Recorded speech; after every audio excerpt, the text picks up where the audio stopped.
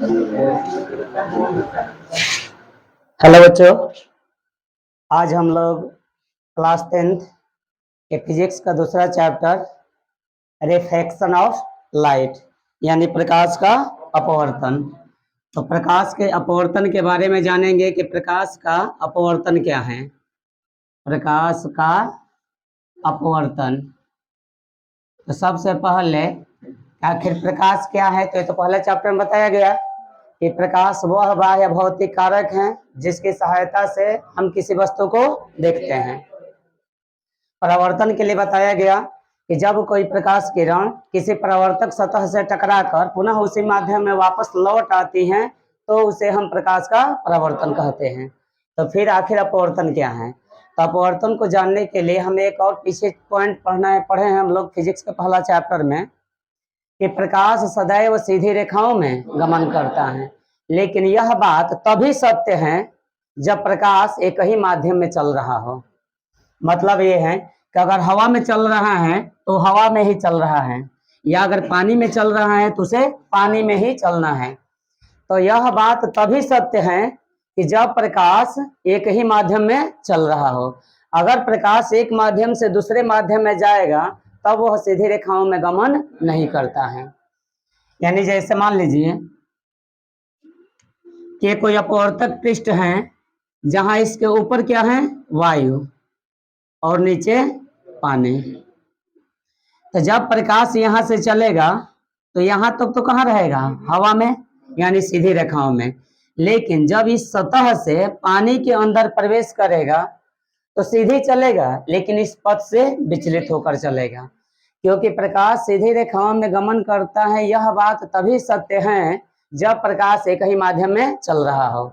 अगर प्रकाश एक माध्यम से दूसरे माध्यम में जाएगा तो अपने वास्तविक पथ से विचलित हो जाता है, जिसे हम प्रकाश का अपवर्तन कहते हैं।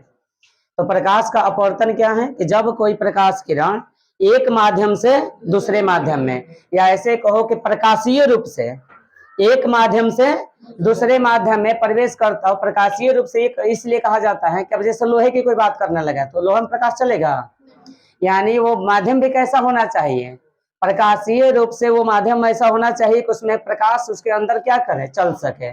जैसे मान लीजिए कि कांच है या हवा, पानी, जिसके अंदर हवा प्रकाश चल सकता है। तो जब कोई प्रकाश किरण एक माध्यम से दूसरे माध्यम में चलती हैं तो वह अपने वास्तविक पथ से विचलित हो जाती हैं। आखिर ऐसा क्यों होता है, तो जैसे मान लो कि ये पहले वायु है, ये कोई प्रकाश किरण यहाँ चल रही है, तो इसका ये अभिलंब हो गया। अब ये अगर प्रकाश किरण अगर दोनों माध्यम सेम होता तो ऐसी स्थिति में इसको इस रेखा से होकर जाना चाहिए सीधे। अगर दोनों माध्यम सेम होगा, मतलब जैसे मान लो ऊपर भी हवा है नीचे भी हवा है, तब तो प्रकाश कैसा गमन करेगा, सीधी रेखा की तरह, यानी प्रकाश हमेशा सीधी रेखाओं में गमन करता है। लेकिन जब प्रकाश एक माध्यम से दूसरे माध्यम में जाएगा तो वो बात को निर्भर करता है कि माध्यम कैसा है, सघन है या विरल है। अब ये हमें पता करना होगा कि प्रकाश कहाँ से चल रहा है, विरल माध्यम से सघन माध्यम में कि सघन माध्यम से विरल माध्यम में। आगे तुम लोग को बताया जाएगा कि कैसे हम लोग को पता चलेगा कि कोई दिया गया माध्यम किसी के सापेक्ष सघन है अथवा विरल है। अभी सिंपल से समझ लो कि वायु कैसा माध्यम है, पानी के सापेक्ष विरल माध्यम है, और पानी वायु के सापेक्ष कैसा है, सघन माध्यम है। तो जब प्रकाश एक माध्यम से दूसरे माध्यम में, तो यहाँ कहाँ चल रहा है, विरल माध्यम से सघन माध्यम में। तो जब कोई प्रकाश किरण विरल से सघन माध्यम में जाता है तो वह अभिलंब की ओर झुक जाता है, यानी इसका तो पथ ही होना चाहिए, लेकिन ये पथ से अब नहीं जा पाएगा। कहाँ जाएगा, ये अभिलंब से झुक कर, यहाँ अब इस दिशा से होकर गुजरेगा। लेकिन अब दूसरा यहाँ कंडीशन एक और पकड़ लो। जैसे मान लो कि हमारा अपवर्तक पृष्ठ हो गया और ये हमारा अभिलंब हो गया। ऊपर अब मान लो कि कांच है और नीचे पानी। तो कांच पानी के सापेक्ष कैसा माध्यम होता है, सघन माध्यम, और पानी कैसा होता है, विरल माध्यम। अब कोई मान लो कि प्रकाश किरण जा रही है, तो प्रकाश किरण अब कहाँ जा रही है, सघन से विरल माध्यम में, लेकिन पहले कहाँ जा रही थी, विरल से सघन माध्यम में।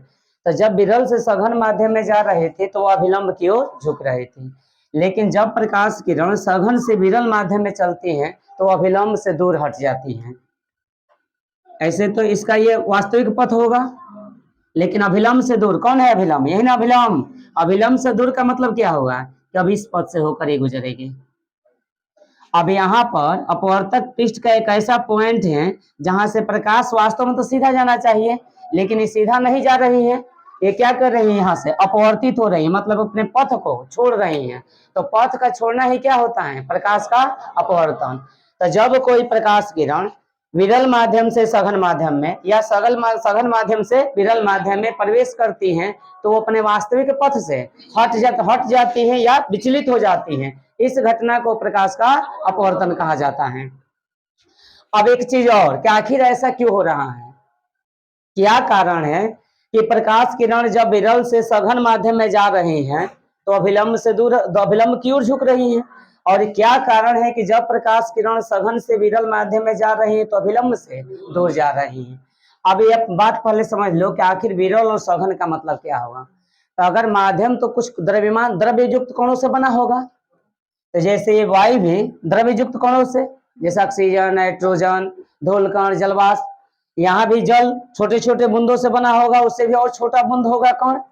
तो होता क्या है कि जैसे विरल माध्यम का मतलब हुआ कि जो उसके कण होंगे वो थोड़ा दूर दूर होंगे, लेकिन इसके सापेक्ष पानी सघन है, तो सघन का मतलब हुआ है कि जो इसके कण हैं वो पास पास होंगे।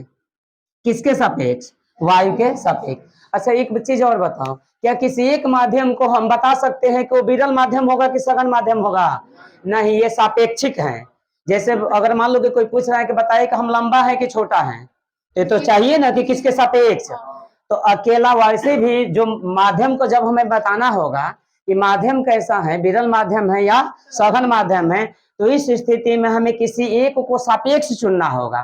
तो हमें यहाँ पर दो दिया गया है, एक दूसरे के सापेक्ष बताना है कि कौन सघन माध्यम है और कौन विरल माध्यम है।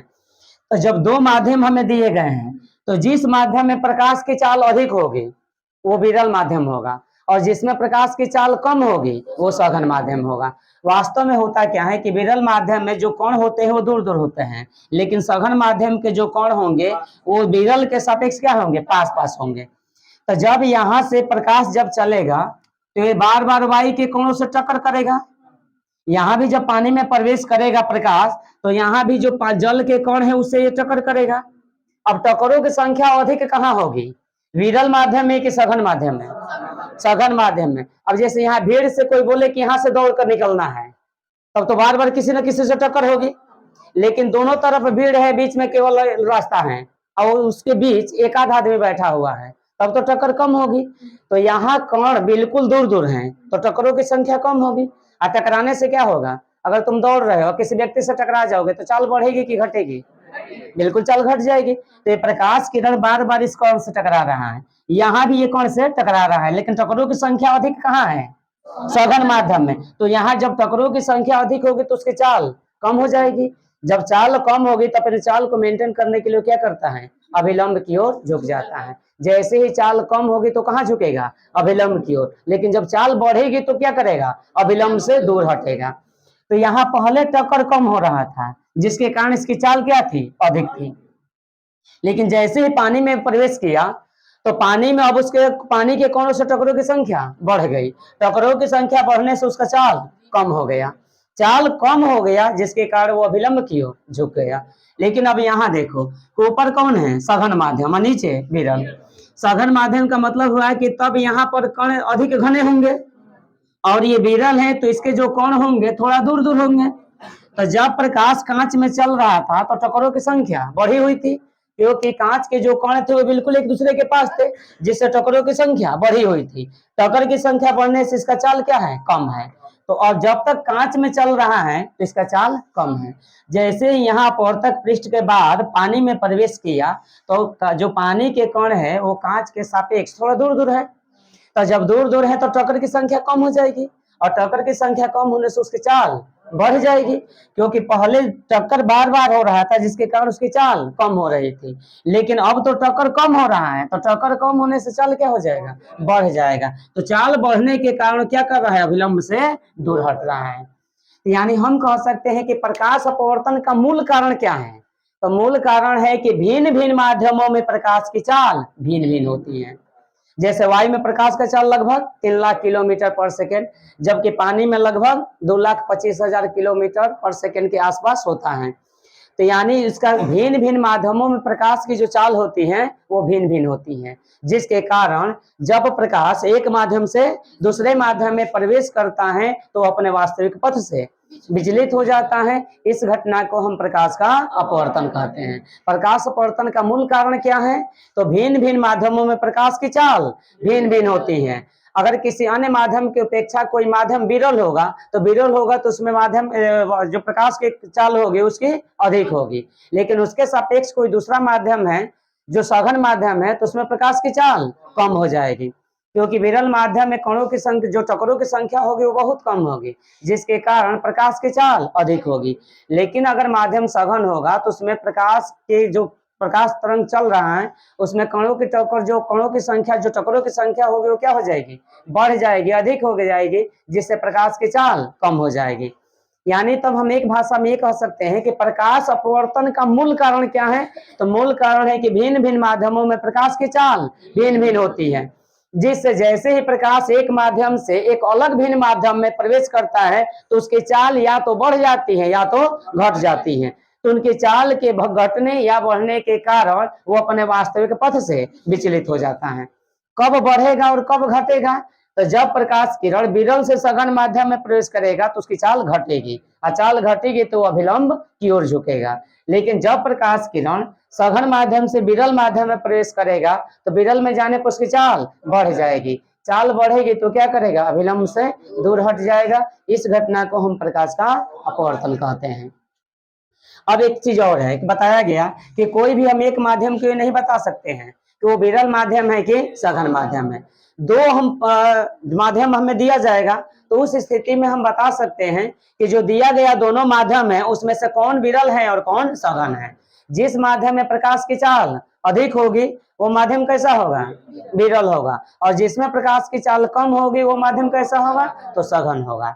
जब प्रकाश किरण विरल से सघन माध्यम में प्रवेश करेगा तो क्या करेगा, अभिलंब की ओर झुकेगा, और जब प्रकाश किरण सघन से विरल माध्यम में प्रवेश करेगा तो अभिलंब से क्या करेगा, दूर हटेगा।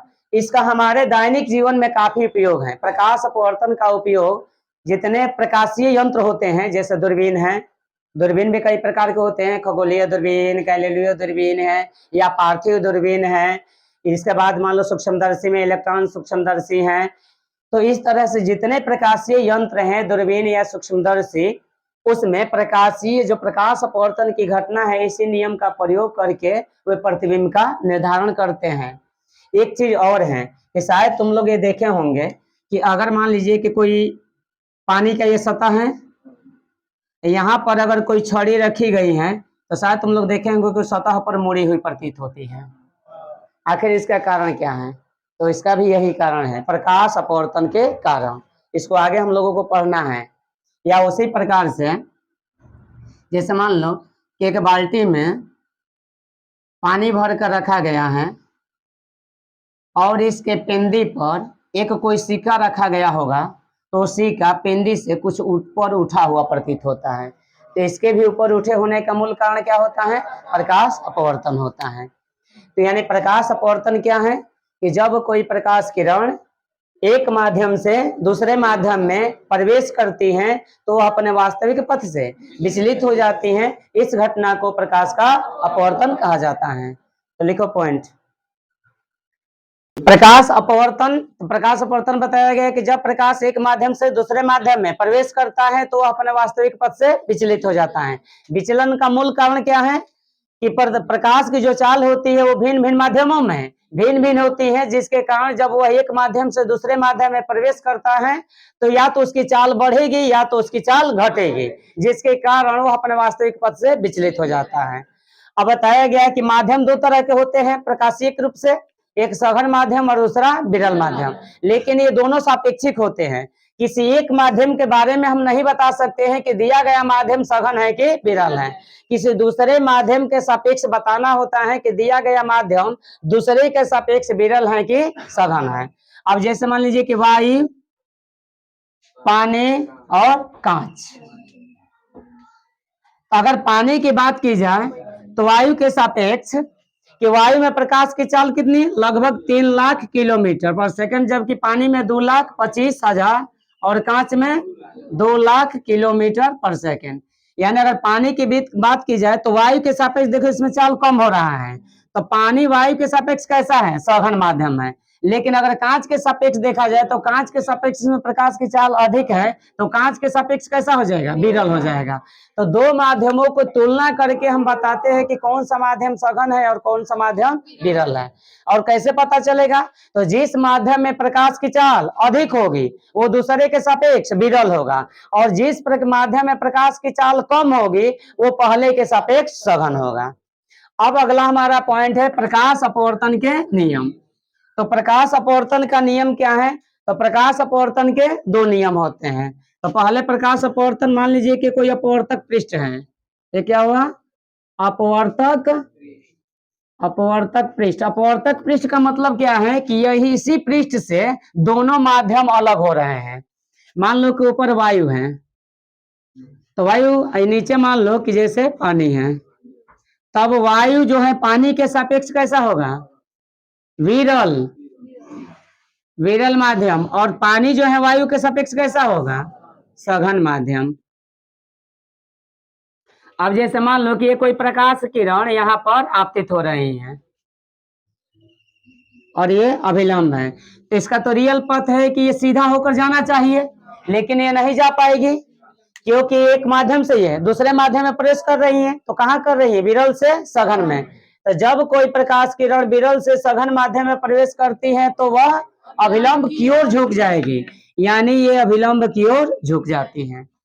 जो प्रकाश किरण जो अपवर्तक पृष्ठ से टकराती है उसका नाम रखा जाता है आपतित किरण, आपतित किरण। और अपवर्तक पृष्ठ में पार करने वाली किरण को नहीं, वो परावर्तन में था परावर्तित किरण, यहाँ होता है आपतित किरण और अपवर्तित किरण। ये हो गया अपवर्तित किरण, अपवर्तित किरण। ये हो गया अभिलंब, नाम मान लो इसका ए, ओ और बी। प्रकाश किरण कैसे चल रही है उसका किरण पथ दिखा दो। यह अभिलंब हो गया। अभी हमारा कोण है, पहले इस कोण का नाम लिखो। आपतित किरण और अभिलंब के बीच के कोण को आपतन कोण, आपतन कोण, जिसको आई से सूचित किया जाता है। आपतित किरण, अपवर्तित किरण और अभिलंब के बीच के कोण को, वहां तो कौन था कोण, परावर्तन के लिए आपतन कोण, परावर्तन कोण, लेकिन यहाँ होता है आपतन कोण अपवर्तन कोण, परावर्तन नहीं अपवर्तन। तो अपवर्तन कोण जिसको आर से सूचित किया जाता है, अपवर्तन कोण। अब प्रकाश अपवर्तन के नियम क्या है, तो प्रकाश परावर्तन के तरह ही प्रकाश अपवर्तन के दो नियम होते हैं।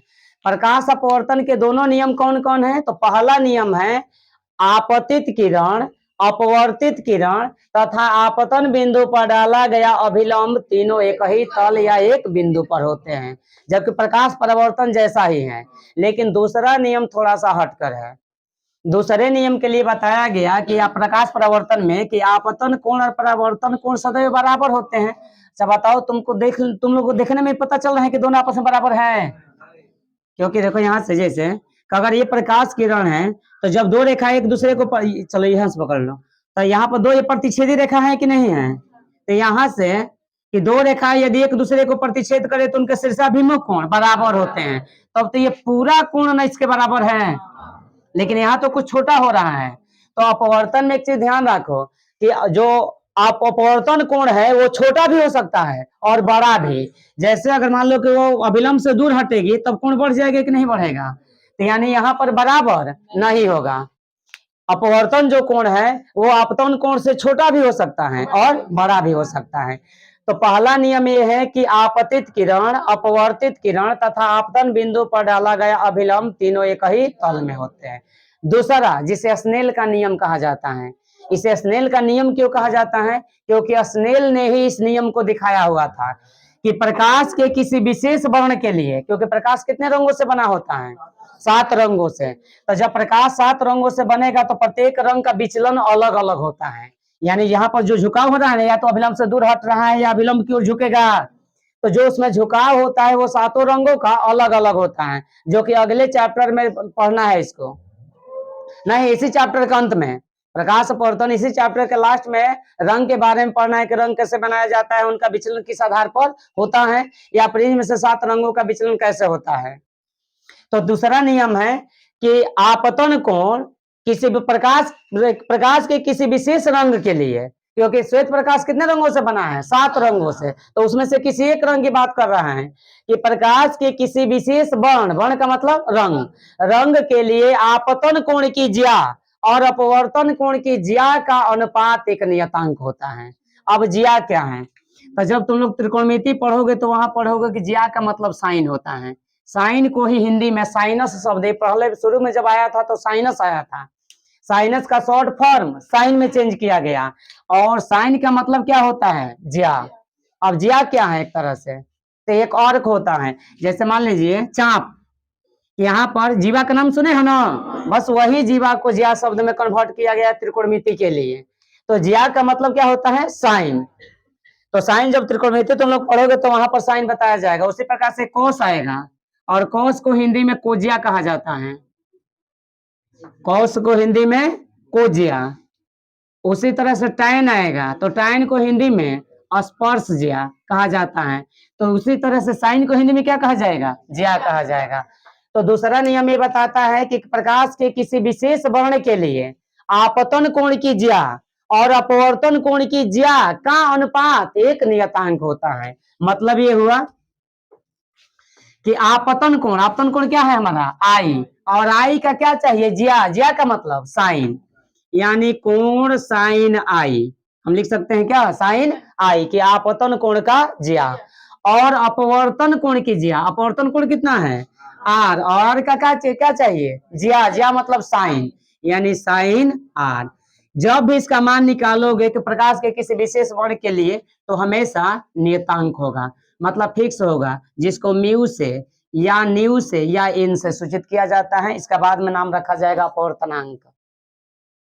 तो प्रकाश के किसी विशेष वर्ण के लिए अपवर्तन कोण की ज्या और आपतन कोण की ज्या का अनुपात एक नियतांक होता है, जिसे म्यू से सूचित किया जाता है। प्रकाश अपवर्तन के द्वितीय नियम को स्नेल का नियम कहा जाता है। तो पहला नियम है कि आपतित किरण, अपवर्तित किरण तथा आपतन बिंदु पर डाला गया अभिलंब तीनों एक ही तल में होते हैं। दूसरा, प्रकाश के किसी विशेष वर्ण के लिए, वर्ण का मतलब रंग, तो प्रकाश के किसी विशेष रंग के लिए आपतन कोण की ज्या और अपवर्तन कोण की ज्या का अनुपात, यानी साइन आई बाटा साइन आर बराबर एक नियतांक, जिसे म्यू से या न्यू से या एन से सूचित किया जाता है, और अपवर्तनांक की आगे तुम लोग की परिभाषा बताया जाएगा। तो लिखो अगला पॉइंट।